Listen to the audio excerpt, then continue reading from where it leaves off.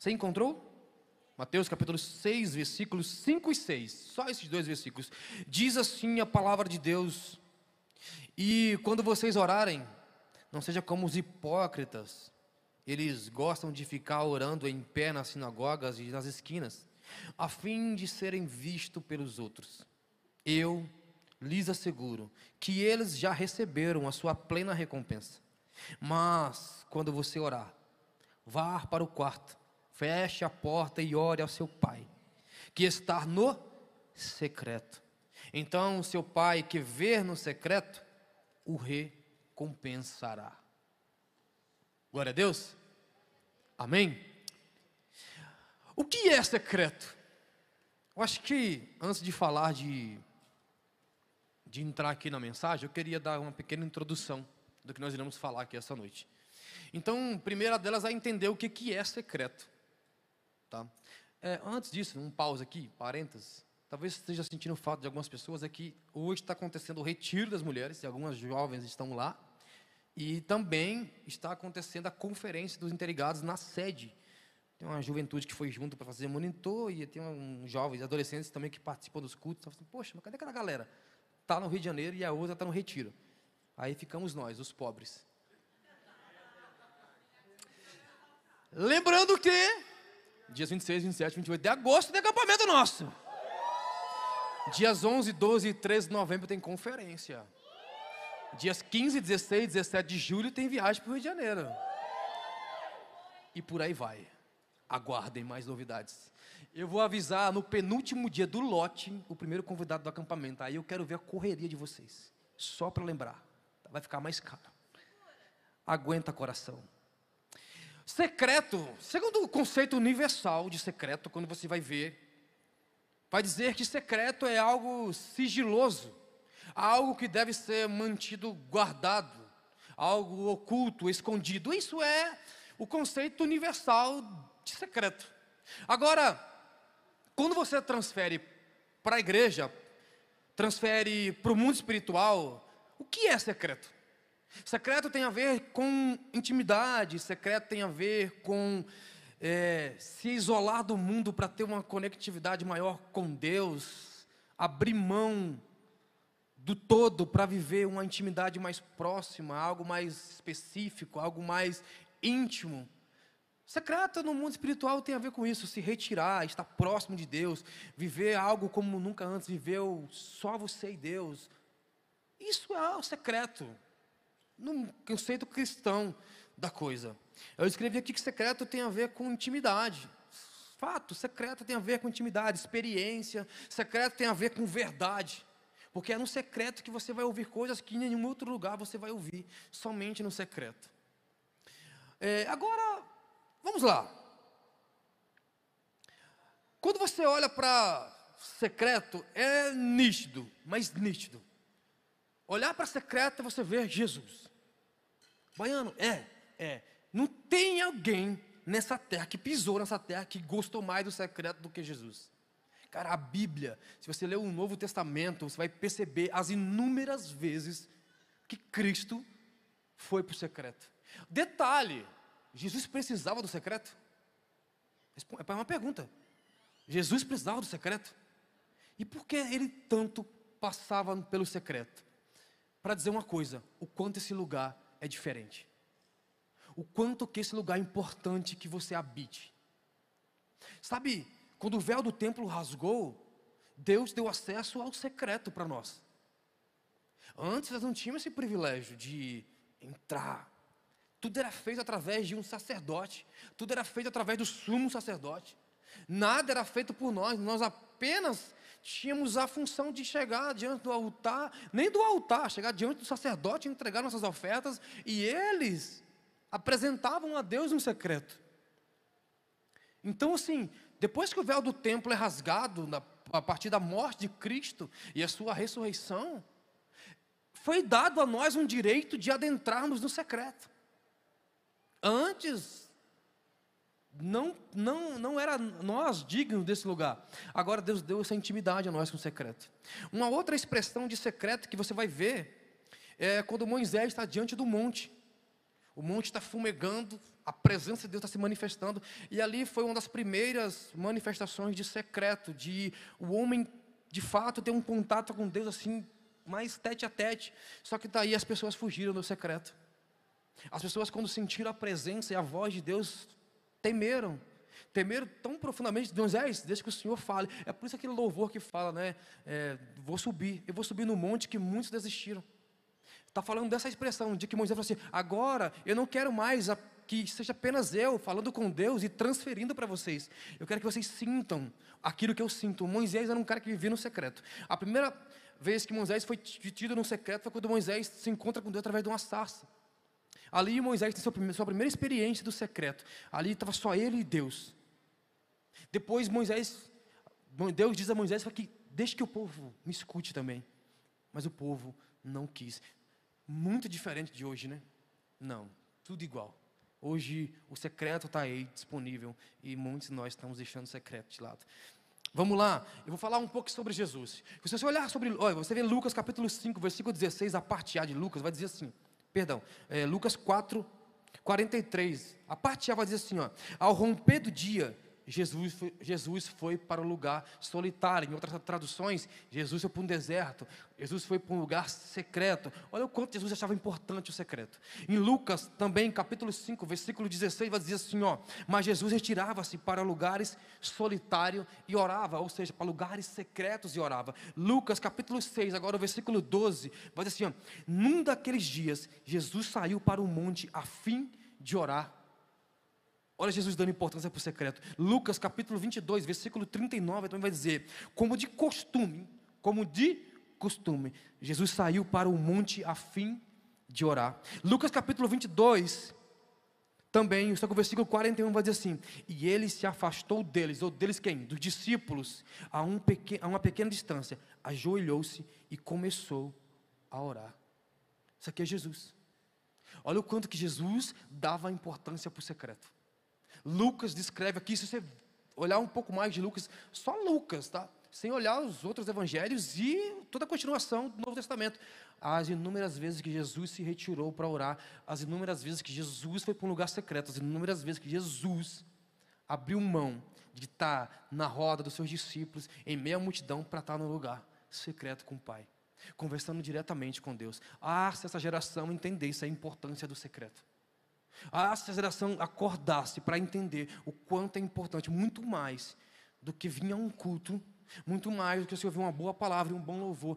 Se essa geração desse o devido valor ao tempo de oração e de intimidade com Deus em seu quarto. A verdade é que o nosso secreto, ou seja, que aqui Mateus, que nós lemos capítulo 6, versículos 5 e 6, vai dizer, fecha a porta do teu quarto. A verdade é que antes o lugar que deveria ser o lugar secreto, onde você se encontrasse com o Pai, hoje é o lugar onde nós, porque eu já fiz isso, onde nós praticamos mais pecado. O lugar secreto, antes um lugar de intimidade com Deus, hoje é o lugar onde as pessoas mais cometem pecado. Aonde as pessoas mais veem pornografia? No quarto isolado, aonde deveria ser o lugar de oração.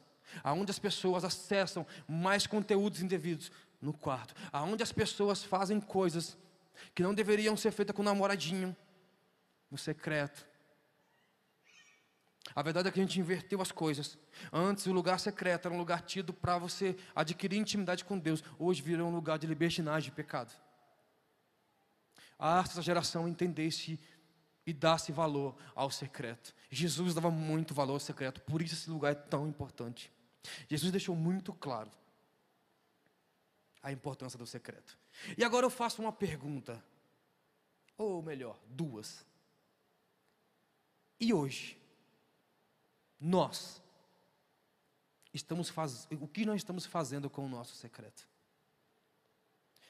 Como é tratado o nosso secreto? Por que nós temos deixado o secreto tão vazio? A pergunta é, o que nós estamos fazendo com o secreto? E por que estamos deixando ele tão vazio? São duas perguntas. Já parou para analisar? Tecladista, cadê? Dá um fundo aqui, porque fica uma solidão aqui nesse negócio. Cadê ele? Ele foi tomar água? Volta, crente, eu vou orar por você. A água vai ficar amarga agora. O Doc está vindo ali, o Ray Charles. Vai lá, Doc. Faz um som, fica bonito assim, parece que está acabando já. Talvez a resposta para essa pergunta, ela seja muito simples. E eu fiz questão de escrever, para não errar. Em um mundo onde ser visto é tão contagiante, talvez o anonimato do secreto não gera nas pessoas o mesmo entusiasmo. Talvez seja isso. Isso daqui, antes conhecido como um altar, hoje virou um belo de um palanque de espetáculos. A verdade é essa. Antes um lugar restrito, depois que Deus deu acesso, nós tornamos esse lugar qualquer outra coisa, menos o altar. Sabe por quê? Isso daqui dá para muitas pessoas a alegria de ser visto. Você acha que o fato de estar com o microfone na mão é legal? Pode ser para você que não conhece o preço que é pago para subir aqui. As pessoas que levam esse lugar de qualquer jeito, pode ter a certeza, Deus também tratará a sua vida de qualquer jeito. Quando você leva esse lugar a sério, Deus tratará tudo que você faz na sua vida muito a sério. Isso aqui não é um lugar para se brilhar. Isso aqui é um lugar para se esvaziar e ser cheio do Espírito Santo. Isso aqui não é um lugar para você buscar os seus próprios interesses. Isso aqui é para você fazer a vontade de Deus. Isso aqui não é um lugar para você ser visto, e sim para que Cristo seja visto em você. Isso aqui não é um lugar para que você adquira aplausos. Isso daqui é para que você se humilhe e perceba o quão falho você é. Isso aqui não é um lugar para que você seja visto pelos homens e aclamado por ele. Isso aqui é para as pessoas verem o quanto Deus é misericordioso com você e te permitiu estar hoje no Santo dos Santos. As pessoas levam isso aqui muito, mas muito na bagunça. Eu não prego para aliviar, eu prego para que você vá para o céu. A verdade é essa. Então não espere de mim palavras que vai fazer você chorar. Só se for de raiva. Minha ideia é que você suba para o céu. Minha maior missão como líder não é encher essa igreja de jovens, é encher o céu. Isso aqui vai ficar depois. Porque se voltar, vai ficar. Agora vamos lá. Baseado nessa breve introdução, a mensagem já está na tela. Eu nem tinha visto, mas valeu. Já pedi para colocar na tela, né? Eu mudei o nome. Porque na enquete que eu fiz lá, a galera colocou assim, necessidade secreta. E a resposta era errada. O tema da mensagem era antes, né? O secreto esquecido. Aí a necessidade do secreto está tudo muito próximo uma coisa da outra. Eu vou falar um pouco sobre a necessidade do secreto. E eu vou responder 4 perguntas aqui. E serão os 4 pontos dessa mensagem. Amém? A primeira pergunta é: por que precisamos do secreto? A segunda: qual o resultado de uma vida no secreto? A terceira: o que nos afasta do secreto? E a quarta: o que Deus quer fazer em nós no secreto? Eu vou responder essas 4 perguntas agora. E vamos para a primeira: por que precisamos do secreto? Tiago capítulo 4, versículo 8 vai dizer assim: aproximem-se de Deus, e Ele se aproximará de vocês. Pecadores, limpem as mãos, e vocês que têm a mente dividida, purifiquem o coração. Porque a verdade é que existem inúmeras maneiras de Deus falar conosco. Inúmeras. Deus pode usar uma pessoa. Deus pode usar um pôr do sol. Deus pode usar um sonho.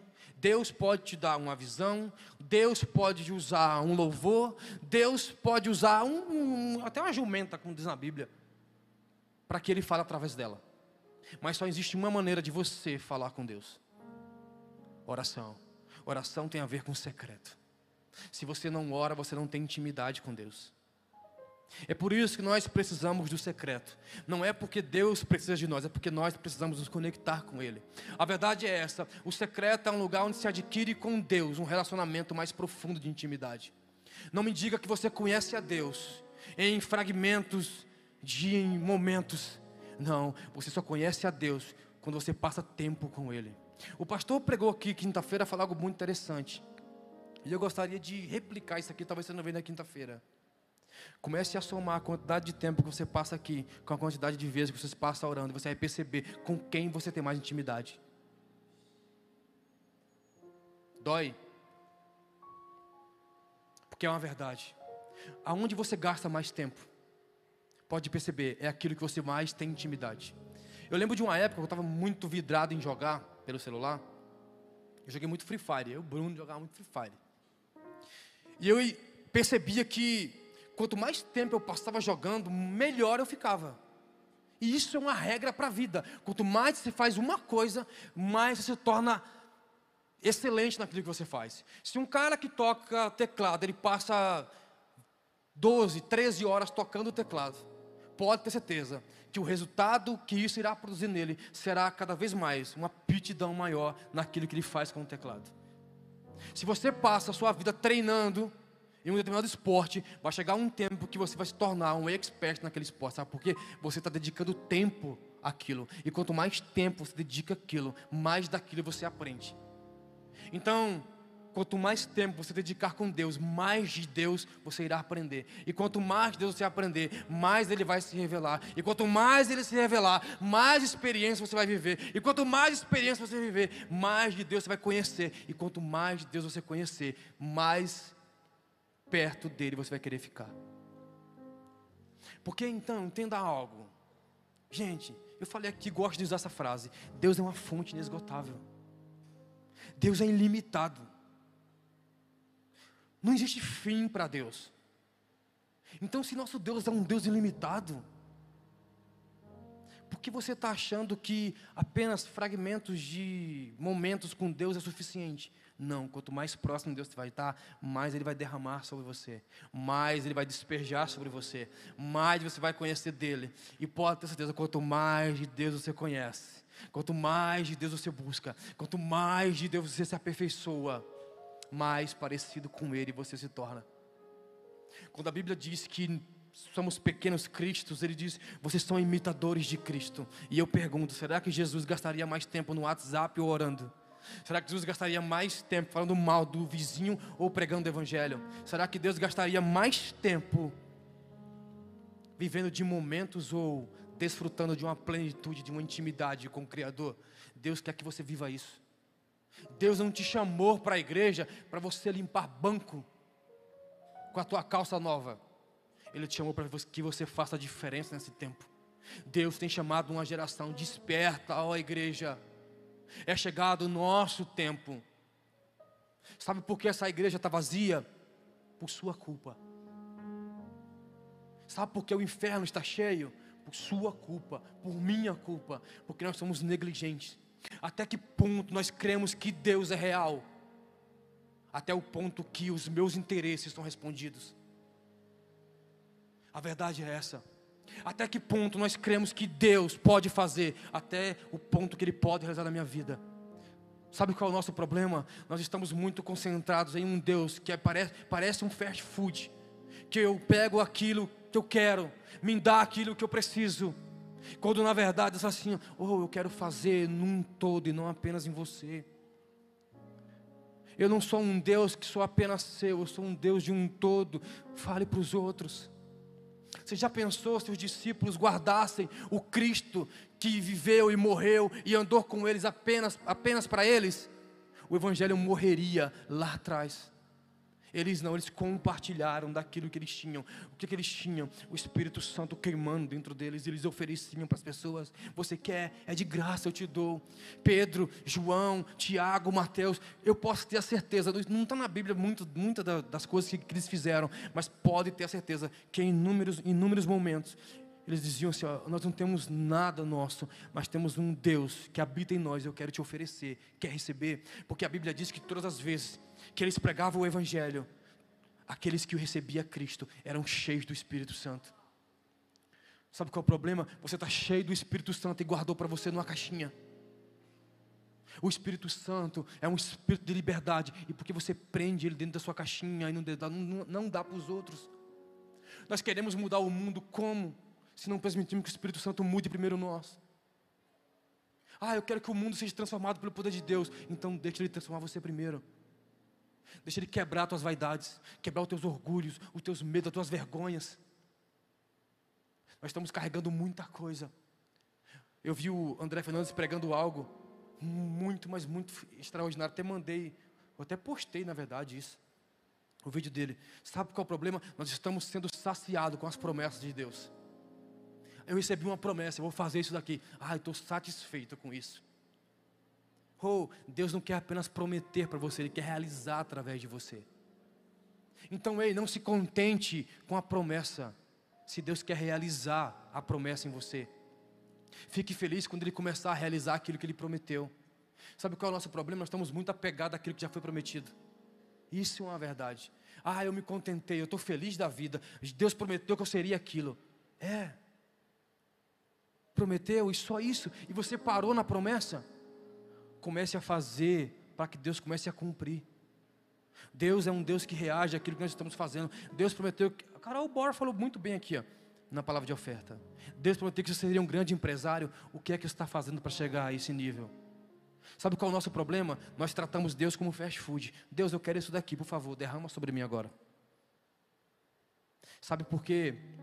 Sabe qual é a diferença de Satanás para Deus, além da sua maldade e da sua vontade de destruir a humanidade? Sabe qual é a grande diferença de Satanás? É que ele te dá aquilo que você quer, mesmo sabendo que você não precisa. E sabe qual é a diferença de Deus para ele? É que Deus dá aquilo que você precisa, mesmo sabendo que você não está pedindo. Porque o que nós queremos é tudo vaidade. Nós queremos ser vistos, nós queremos muitos seguidores, nós queremos ser alguém de sucesso, nós queremos chamar a atenção, nós queremos que nosso nome seja lembrado. Aí Deus fala, eu só quero te usar. Eu só quero revelar o que eu tenho para fazer através de você. Eu só quero derramar sobre você uma unção como você nunca viveu. E nós estamos nos contentando com aquilo que nós queremos. Vaidade e mais vaidade. Então a primeira pergunta é: por que nós precisamos do secreto? Porque é no secreto que nós desenvolvemos um relacionamento com Deus. Uma vida onde ninguém vê, a não ser o próprio Senhor. Neste lugar não existe aplauso, mas sussurros. Existe choro do arrependimento e revelação da palavra. No secreto que isso acontece. É nesse lugar que você encontra o maior tesouro, a intimidade com Deus. É no secreto. Isaías capítulo 65, versículo 24 vai dizer assim: antes de clamarem, eu responderei. E ainda não estarão falando, e eu já o ouvirei. Isso é o Senhor, isso é intimidade. Isso é Deus conhecendo você, ao ponto de você nem falar, Ele já sabe o que você quer. Segundo, qual o resultado de uma vida no secreto?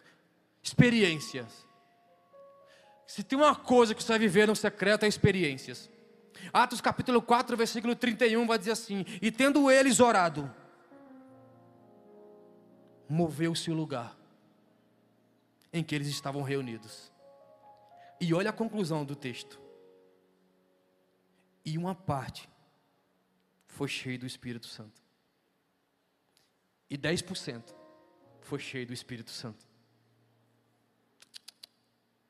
E tendo eles orado, moveu-se o lugar em que eles estavam reunidos. E todos foram cheios do Espírito Santo. Experiência. Todos reunidos no mesmo lugar. Cara, que fantástico. Eu queria estar no Pentecoste. Queria mesmo. Cara, todos reunidos no mesmo lugar. Os discípulos, aqueles que caminharam com Cristo, receberam uma promessa: vão para Jerusalém, eu vou encher vocês do Espírito Santo. Aí eles foram para Jerusalém e esperaram. Só que assim, deixa eu acalmar os ânimos de alguns aqui, porque a galera parece que esquece. Essa é a galera que acha que é pentecostal demais. Essa é a galera que vive de evento. Essa é a galera que vive de movimento. A galera parece que Atos 1 não existe. Só pula para Atos 2 direto. E o Espírito Santo desceu e foram cheios do Espírito Santo. E tem Atos 1. Já leram Atos 1? Para que Atos 2 acontecesse, havia uma ordem em Atos 1. Vocês vão para Jerusalém, e lá o Espírito Santo vai descer sobre vocês, vai revestir vocês de poder. E depois, vocês saiam e pregam o Evangelho. Sabe qual é o problema? A geração de hoje fixou Atos 2 na parede, ser cheio do poder, Só? Para quê? Vai ficar em casa? Não. Leia Atos 1. Deus quer te encher de poder para você pregar o Evangelho. Ide. É simples. Deus falou: vão para Jerusalém, e depois que forem cheios do poder, pregue o Evangelho. O problema é que tem muita gente cheia do Espírito Santo e não pregando para ninguém. Que hipocrisia! Nunca pregou para a mãe nem para o pai. Que hipocrisia! Que avivamento é esse, cara, que não prega para ninguém? Eu quero ver o Brasil avivado. Está pregando para quem? Vai ver nunca. Cara, evangelho é compartilhado. Evangelho não é individual, o evangelho é para um todo. Jesus, Cristo não morreu para você, Ele morreu para nós. Então entenda uma coisa: se você quer viver experiências com Deus no secreto, aprenda uma coisa: você precisa manifestar o secreto para as pessoas. Aquilo que você vive, aquilo que você desfruta, aquilo que só Deus te revela. Aprenda algo: nenhum evento, nenhum show, nenhum famoso, ou influência, ou qualquer outra coisa será capaz de produzir algo tão extraordinário quanto Deus no secreto. Sabe qual é o problema de muitos crentes? Colocou a sua expectativa no cantor. Por que as igrejas que têm famoso vindo direto estão sempre lotadas? Há uma geração cometendo o maior pecado que a Bíblia condenou em todas as suas escrituras: a idolatria. A Bíblia, o maior pecado que a Bíblia mais fala é a idolatria. E o que nós vemos hoje? Gente idolatrando. Nós falamos dos católicos que adoram suas imagens esculpidas, e nós adoramos o cantor que vem. Nós adoramos o pregador que vem, porque ele é conhecidinho. E quando ele reposta aquele que eu posto, meu Deus do céu. Eu queria que você ficasse feliz quando Deus repostasse o que você está fazendo. As pessoas estão se contentando porque o famoso, compartilhou. Olha, eu postei um negócio, marquei ele postou nos stories. Eu queria que Deus postasse nos stories dele aquilo que eu estou fazendo aqui nessa terra. A verdade, nós queremos chamar a atenção do mundo, quando na verdade a atenção que tem que ser chamada é do Pai. Jesus o tempo todo chamou a atenção de Deus. O tempo todo Jesus chamava a atenção do Pai. A ponto de no seu batismo o próprio Pai dizer: esse é meu Filho amado, em quem eu tenho prazer.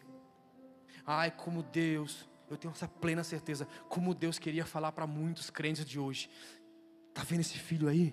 Esse aí é meu Filho amado, em quem eu tenho prazer. A verdade é que tem muita gente que Deus está dizendo assim: eu tenho, às vezes, isso aqui é conjectura minha, tá? Mas eu acredito que Deus no céu deve falar assim: eu tenho vergonha de você como crente. Você adora todo mundo menos a mim. Eu fico pensando, será que de fato nós cristãos acreditamos em Jesus? Acreditamos em Deus? Porque na primeira discussãozinha com um amigo da igreja, você sai da igreja e abandona Cristo. Na primeira culto que você não gostou, não vem mais na igreja. Eu duvido que Jesus tenha decepcionado você. E eu falo uma verdade: esses crentes que vivem se afastando de Cristo, vai e volta, vai e volta, vai e volta, nunca o conheceram. Porque quem conhece Jesus é igual aquele louvor: quem já pisou no Santo dos Santos, em outro lugar, não consegue viver. A Bíblia diz que os discípulos, os maiores pregadores do Evangelho do Novo Testamento, Paulo vai falar que inúmeras vezes já tentou se afastar, mas não dava, não dá. A presença me atrai. Aquilo que ele fez na minha vida me atrai. Sabe por que eu não desisto de pregar o Evangelho? Nem de falar do amor de Cristo? Porque todas as vezes que eu olho para trás, eu vejo as feridas que Ele curou. Todas as vezes que eu olho para trás, eu vejo o que Ele fez na minha vida. Todas as vezes que eu olho para trás, eu vejo o perdão, a misericórdia, o amor de Cristo em mim. Porque Ele olhou para um pecador e falou assim: eu vou te fazer ganhadores de alma. Sabe por que eu não abandono Cristo? Porque só eu sei das experiências que Cristo realizou na minha vida. Só eu sei da misericórdia, do amor que Ele teve pela minha vida. Sabe por que eu não abandono Cristo? Porque eu vejo outras pessoas sendo salvas através do que Ele está fazendo através de mim. Não dá para abandonar Cristo. E talvez o maior dos motivos é que Ele disse que um dia voltaria para me buscar. E essa é a minha maior expectativa. Eu vivo todos os dias como se fosse o último. Porque eu tenho plena certeza que a qualquer hora nós iremos para o céu. Nunca perca essa esperança. Ei, deixe sua mala pronta. Deixe tudo pronto. Passaporte, mala. Porque uma hora em que a gente não vai esperar. Um dia talvez você vai estar vindo para o culto com seu carro. E do nada,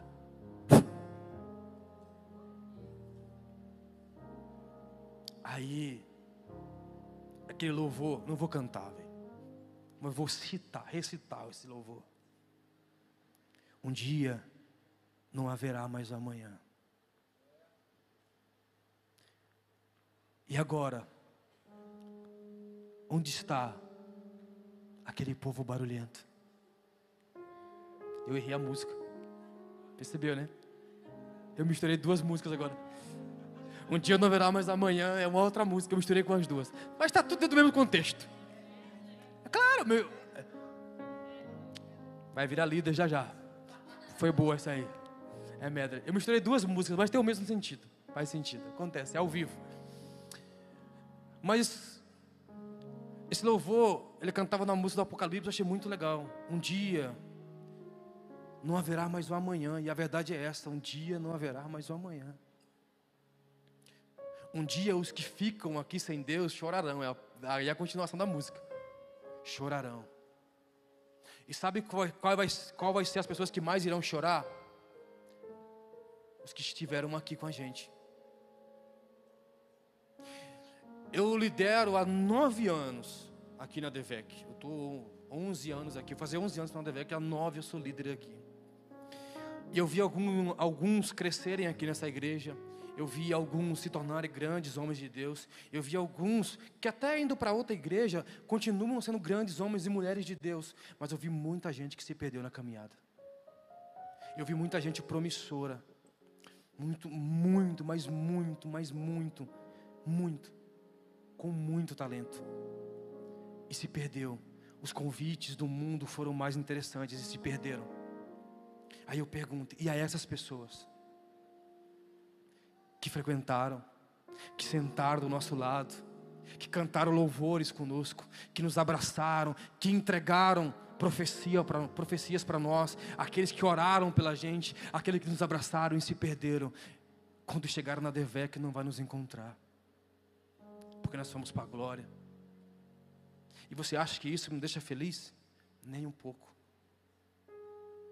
É triste. A maior tristeza de um líder é ver os seus liderados se perderem. Quando uma pessoa se afasta, é uma dor para cada líder. Pode ter certeza, porque você é importante. Eu não faço nada no Connect, você é importante. Porque Jesus morreu por você, isso torna você extraordinário. Extraordinário. Aprenda uma coisa, para a gente ir para o ponto 3. A preparação em oração é oculta, mas os frutos dela sempre serão expostos. O que você faz no secreto, ninguém vê.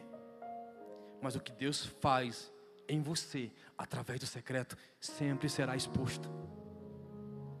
Quanto mais você passa tempo com Deus, mais Ele revela para as pessoas o tempo que você passa com Ele.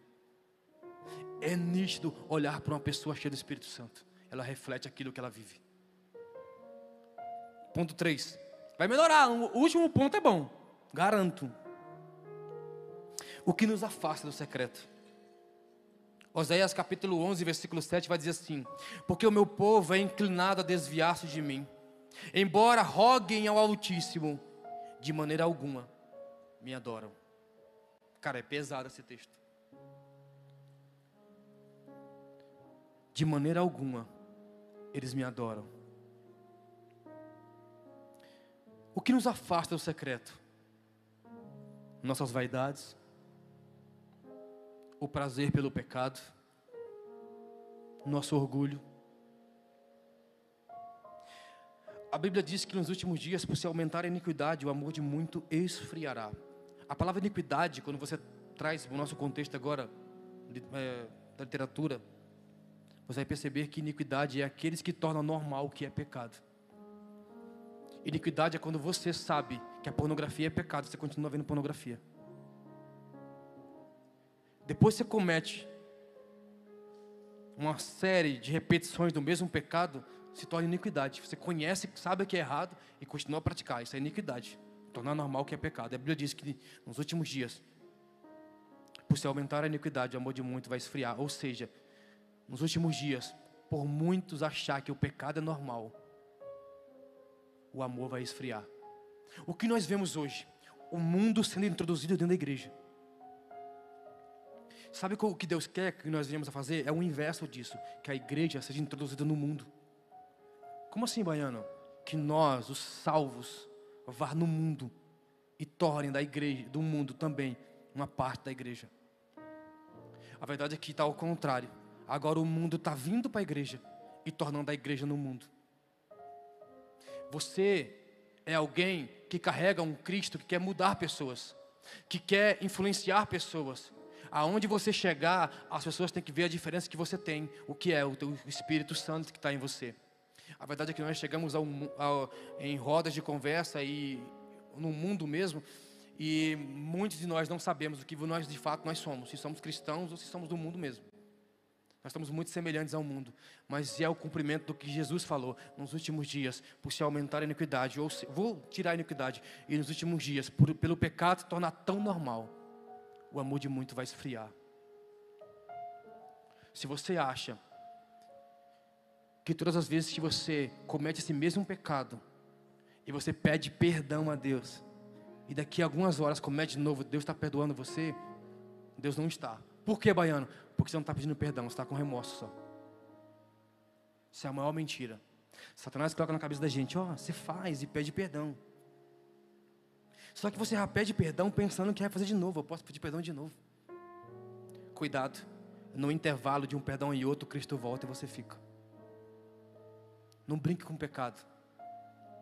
O pecado, eu vi isso, um pregador americano, Chad Daniel. Alguém conhece o Chad Daniel? Só eu? Só eu que sou velho? Chad Daniel, ele prega sobre pecado. Ele tem uma série chamada Desmistificando o Pecado. E ele fala, ele foi na Devec pregar na sede. Ele leva um monte de bicho. 2 piton, 2 cobras gigantes, ele leva para o púlpito. Um macaco, uma iguana. Cara, ele prega com os bichos. Aí ele prega com a cobra pendurada no pescoço dele assim. É bem esquisito. Doido. E ele usa muitos animais como referência para o pecado, assim. Ele vai usando, ele usa da serpente. Ele tem 2 piton e uma piton que ele tem, já tem 7 metros, é enorme. Né? E ele fala assim, o pecado é semelhante a essa cobra. Quando eu comprei ela tinha 30 centímetros. Aí ele pega um filhote dela sempre. Agora já deve estar grande, faz muito tempo. Ele tirava do bolso a filhote da piton, assim na mão. E falava assim, o pecado é semelhante a essa piton. Sabe o que ela come? Pequenos roedores, filhote de passarinho, filhote de galinha, ela come isso daqui. É o suficiente para alimentá-la. Só que ela é facilmente manipulada, porque ela é pequena, ela é frágil ainda. O pecado é semelhante a um filhote de uma piton, de uma cobra. Que você pode manipular, eu posso colocar dentro do bolso. Mas, à medida que eu for dando para ela pequenos roedores, à medida que for dando para ela pequenos alimentos, e ela for comendo, ela vai crescer. O pecado na nossa vida é assim. Ele começa pequeno, e ele vai crescendo da maneira que nós vamos alimentando ele vai crescendo. E semelhante a essa cobra, que quando ela chega ao seu estágio adulto, que ela pode chegar até 12 metros, ela tem força suficiente para matar um ser humano.